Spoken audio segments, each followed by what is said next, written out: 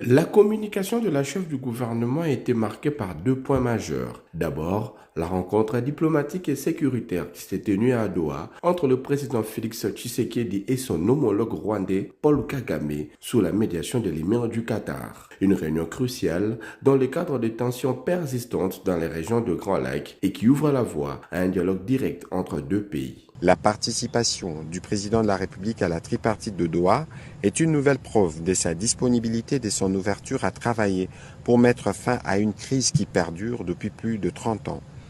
Autre point essentiel, l'interdiction ferme de l'exportation illégale de minerais de la RDC, orchestrée par le Rwanda. La première ministre s'est félicitée des avancées notables obtenues à ce sujet, qu'elle qualifie de signaux forts pour un avenir plus serein et souverain. Le président de la République a noté avec satisfaction une amélioration notable des cours du cobalt qui, depuis l'application de la suspension, ont enregistré une hausse de plus de 50%, passant de 21 150 à 33 300 dollars américains.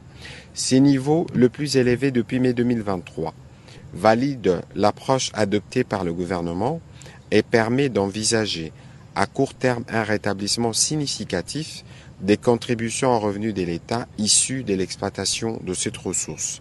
Au-delà de ce point, les membres du gouvernement ont planché sur plusieurs autres dossiers clés, parmi eux l'évaluation de la situation sécuritaire, humanitaire et épidémiologique dans les différentes provinces du pays. L'état d'avancement du projet de construction des rocades de Kinshasa a également été examiné, tout comme la situation actuelle du marché d'échange et celle de biens et services.